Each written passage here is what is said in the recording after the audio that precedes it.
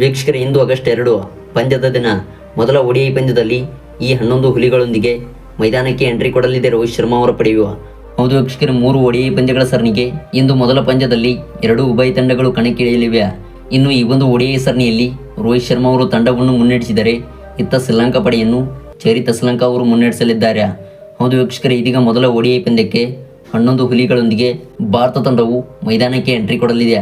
ವೀಕ್ಷಕರೇ, ಈ ಒಂದು ವಿಡಿಯೋದ ಪ್ಲೇಯಿಂಗ್ 11 ಬಗ್ಗೆ ಅಪ್ಡೇಟ್ಸ್ ತಿಳಿಯೋದಕ್ಕಿಂತ ಮುಂಚಿತವಾಗಿ ಇವತ್ತು ನಡೆಯುವಂಥ ಮೊದಲ ODI ಪಂದ್ಯದಲ್ಲಿ ಯಾವ ತಂಡಕ್ಕೆ ಗೆಲುವು ಸಿಗಲಿದೆ ಎಂದು ದಯವಿಟ್ಟು ಕಮೆಂಟ್ ಮಾಡಿ ತಿಳಿಸಿ. ಒಂದು ವೇಳೆ ವೀಕ್ಷಕರೇ ಇಡ್ಡಿ ಆಗಿದ್ದಲ್ಲಿ ಈಗಲೇ ವಿಡಿಯೋಗೊಂದು ಲೈಕ್ನೇ ಮಾಡೋದ್ರ ಮೂಲಕ ವಿನ್ನಿಂಗ್ ಪರ್ಸೆಂಟೇಜ್ ಕೊಡಿ.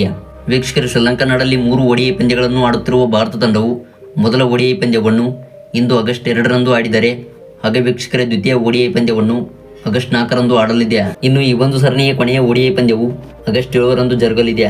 ಇನ್ನು ಈ ಪಂದ್ಯಗಳಿಗಿಂತ ಮುಂಚಿತವಾಗಿ ಇವತ್ತಿನ ದಿನವು ಟೀಮ್ ಇಂಡಿಯಾ ತಂಡವು ಮೊದಲ ODI ಪಂದ್ಯವನ್ನು ಆಡುತ್ತಿದೆ. ಹೌದು, ಈ ಒಂದು ಪಂದ್ಯದಲ್ಲಿ ಭಾರತ ತಂಡ ಆಡುವಂತಹ 11ರ ಬಳಗವನ್ನು ನಾವು ಪ್ರೆಡಿಕ್ಟ್ ಮಾಡಿದ್ದೇವೆ. ಹೌದು, ಓಪನಿಂಗ್ ಕ್ರಮಾಂಕದಲ್ಲಿ ನಾಯಕನಾಗಿ ರೋಹಿತ್ ಶರ್ಮಾ ಅವರು ತಂಡವನ್ನು ಮುನ್ನಡೆಸಿದರೆ, ಇತ್ತ ವೀಕ್ಷಕರೇ ಉಪನಾಯಕನಾಗಿ ಶುಭ್ಮನ್ ಗಿಲ್ ಅವರು ಕಣಕ್ಕೆ ಇಳಿಯಲಿದ್ದಾರೆ. ಇನ್ನು ವೀಕ್ಷಕರೇ 3ನೇ ಕ್ರಮಾಂಕದಲ್ಲಿ ಎಂದಿನಂತೆ ವಿರಾಟ್ ಕೊಹ್ಲಿ ಅವರು ಕಾಣಿಸಿಕೊಂಡರೆ, ಹಾಗೆ 4ನೇ ಕ್ರಮಾಂಕದಲ್ಲಿ ಶ್ರೇಯಸ್ ಅಯ್ಯರ್ ಮತ್ತು KL ರಾಹುಲ್ ಅವರು ಕಣಕ್ಕಿಳಿಯುವಂಥ ಸಾಧ್ಯತೆ ಇದೆ.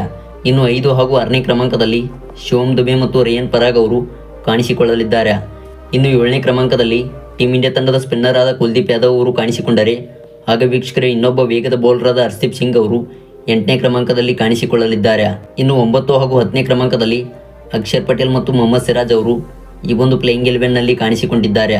ಹಾಗೆ ಟೀಮ್ ಇಂಡಿಯಾ ತಂಡದ ಪರ ಮೊದಲ ಪಂದ್ಯವನ್ನು ಆಡುತ್ತಿರುವ ಹರ್ಷಿತ್ ರಾಣಾ ಅವರು ಈ ಒಂದು ಪಂದ್ಯದಲ್ಲಿ ಸ್ಥಾನವನ್ನು ಗಿಟ್ಟಿಸಿಕೊಳ್ಳಲಿದ್ದಾರೆ. ವೀಕ್ಷಕರೇ, ಇದು ನಾವು ಪ್ರೆಡಿಕ್ಟ್ ಮಾಡಿದಂಥ ಪ್ಲೇಯಿಂಗ್ 11.